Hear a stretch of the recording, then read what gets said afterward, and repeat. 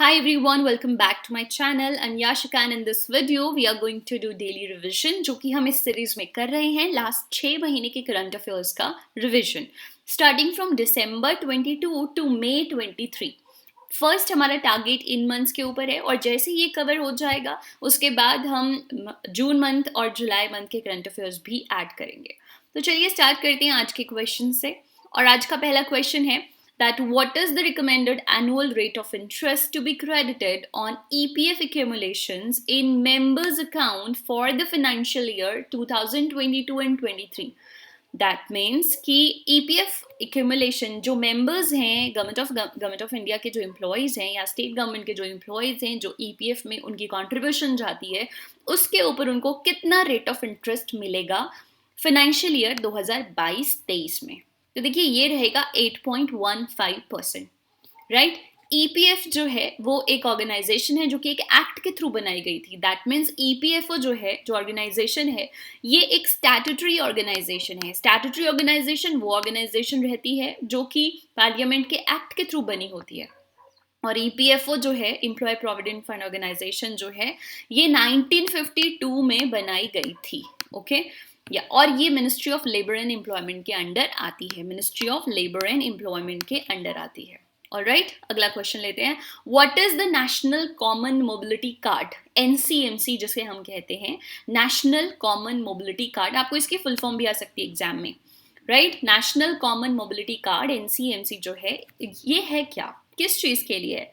तो देखिए हमारे देश में लोगों के पास अगर ये रहेगा तो आप कहीं भी जाओगे आपको ट्रांसपोर्टेशन में बहुत हेल्प होने वाली है। जो भी ट्रांसपोर्ट का मोड आप ऑप्ट करते हो, चाहे बस के थ्रू हो, ट्रेन हो, मेट्रो हो, तो ये वहाँ पर जो है वो आपको ट्रांजैक्शन करने में हेल्प करेगा। ना सिर्फ इतना ही, इसे आप एज अ शॉपिंग के लिए भी यूज़ कर सकते हो, ठीक है। So national common mobility card है which allows people to use multiple modes of transport across the country and make purchases, यानी शॉपिंग भी आप इसके ऊपर कर सकते हो।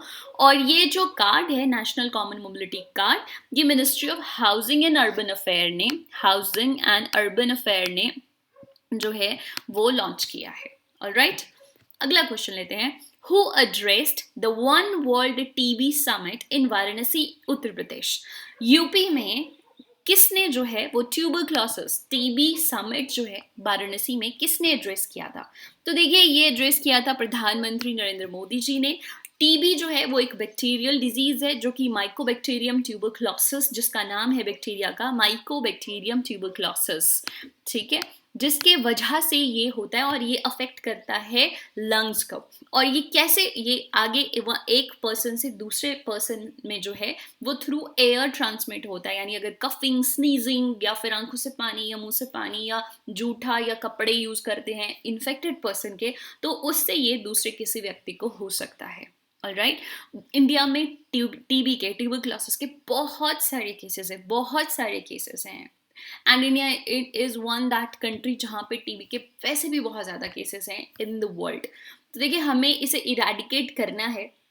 इसको इरेडिकेट करना इतना आसान भी नहीं है क्योंकि ये हवा से फैलता है और ऑलरेडी बहुत सारे लोगों के अंदर है। और कई तो ऐसे भी हैं शायद जिनको पता भी नहीं है कि उनके अंदर टीबी है, लेकिन वो सप्रेस्ड फॉर्म में उनके अंदर है। So there are so many people जिनके अंदर ये इनएक्टिव फॉर्म में पड़ा है और देर आर सो मेनी जिनके अंदर ये एक्टिव फॉर्म में भी है। ऑलराइट, चलिए अगला क्वेश्चन लेते हैं। Which is the second largest fish producing country in the world in 2021 and 22? अभी रिसेंटली की बात कर लेते हैं हम कि अभी भारत जो है वो दुनिया की, पहले तो देखिए 21-22 में भारत तीसरे नंबर पर था, ठीक है, लेकिन 23 आते आते 22 का एंड आते आते जो है वो भारत जो है वो अब सेकेंड लार्जेस्ट कंट्री बन गया in the world fish production में, ठीक है। So now India is the second largest country in the world for fish production. Alright, चलिए आगे बात करते हैं। व्हाट इज, अच्छा अब फर्स्ट कौन सी है, टॉप पे कौन सी कंट्री आती है? That is China. ओके, ये भी याद रखना। अगला क्वेश्चन है what is world TB day, when is world TB day celebrated? तो अभी हमने बात की थी कि वाराणसी में प्रधानमंत्री जी ने इसे एड्रेस किया था। तो ये दिन मनाया जाता है 24 मार्च को, और 24 मार्च को ये दिन मनाया जाता है अवेयरनेस फैलाने के लिए, ताकि लोगों को पता हो कि टीबी जो है वो किस तरह से फैलता है, ताकि इसको रोका जा सके।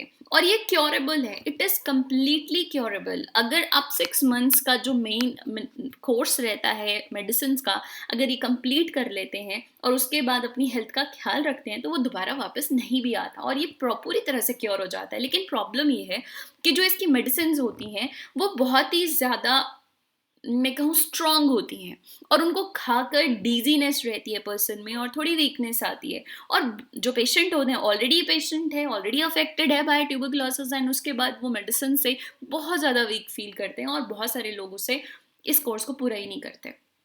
और उस वजह से जो है फिर जो बैक्टीरिया है वो और ज़्यादा रेसिस्टेंट हो जाता है और वो और ज़्यादा फैलता है। ठीक है, तो दूसरी बार जब कोर्स किया जाता है तो और भी ज़्यादा प्रॉब्लम आती है उसको क्योर करने में। तो इसलिए अगर पहली बार किसी को ट्यूबरकुलोसिस हो जाता है, टीबी हो जाता है, तो ये कोर्स उन्हें कर लेना चाहिए और इसे पूरी तरह से ये उनका ठीक हो जाएगा। अगला क्वेश्चन लेते हैं।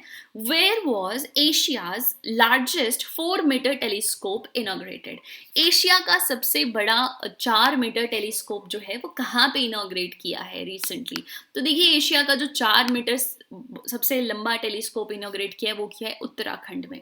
ठीक है, और उत्तराखंड में ये इनॉग्रेट किया है ताकि ये जो है वो हमारे स्पेस की एक स्ट्रिप को, स्काई में एक स्ट्रिप को जो है वो ऑब्जर्व करेगा और उससे जो डेटा निकलेगा उस डेटा को डेटा सेंटर में भेज के फिर उस डेटा के ऊपर जो है वो एनालिसिस की जाएगी। राइट, तो ये उत्तराखंड में है, 4 मीटर लंबा, एशिया का सबसे लंबा, सबसे लार्जेस्ट टेलीस्कोप। आगे बात करते हैं अगले क्वेश्चन की। Between which countries the annual bilateral maritime exercise Konkan 2023 was held? तो देखिए, कोंकण 2023 जो है ये इंडिया और यूके के बीच में हुई है रिसेंटली। कोंकण आपको पता होगा कौन सा एरिया है, it is Karnataka and Goa वाला जो कोस्ट है हमारा, that is called Konkan coast. अगर हम भारत का इस तरह से देखें तो ये जो कोस्ट है हमारा नीचे केरला के पास, this is called Malabar coast, और ऊपर गोवा और कर्नाटका का जो कोस्ट है इसे हम कोंकण कोस्ट कहते हैं। ठीक है, this is Konkan coast. Fine, okay, चलिए आगे बात करते हैं अगले क्वेश्चन की। अगला क्वेश्चन है, what is the name of the mobile app launched by income tax department for tax payers? Tax payers के लिए इनकम टैक्स डिपार्टमेंट में ने रिसेंटली कौन सी एप्लीकेशन लॉन्च की है ताकि वो इजीली अपना टैक्स डिटेल्स देख सकें या फिर टैक्स फाइल कर सकें?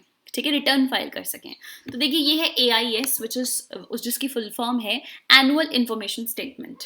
ओके, एनुअल इंफॉर्मेशन स्टेटमेंट, जहाँ पर जो यूज़र्स हैं उनको कंप्लीट इन्फॉर्मेशन मिल जाएगी, बहुत ही सिंपल चीज़ों में वो सिंपली उसको देख सकते हैं। अदरवाइज थोड़ा सा कॉम्प्लिकेटेड होती हैं टैक्स रिलेटेड डिटेल्स। तो इस तरह से इसे बनाया गया है ताकि एक कॉमन पर्सन जो है उसे आसानी से एक्सेस कर सके और उसे डिटेल्स को अपनी देख सके। ठीक है, और ये इसके लिए भी है ताकि नॉन कंप्लायंस जो है वो डेटर हो सके, यानी नॉन कंप्लायंस जो है वो ना रहे, एक्सक्यूज ना रहे उनके मन में कि हमें तो करना नहीं आता फाइल या हमसे हुआ नहीं। ठीक है, ओके, अगला क्वेश्चन है, When is शहीद दिवस सेलिब्रेटेड इन इंडिया? भारत में शहीद दिवस जो है वो कब सेलिब्रेट किया जाता है? तो देखिए, भारत में शहीद दिवस सेलिब्रेट किया जाता है 23 मार्च को, जिस दिन शहीद भगत सिंह जी, राजगुरु जी एंड सुखदेव जी, इन तीनों को हैंग किया गया था। ये तीनों शहीद हुए थे।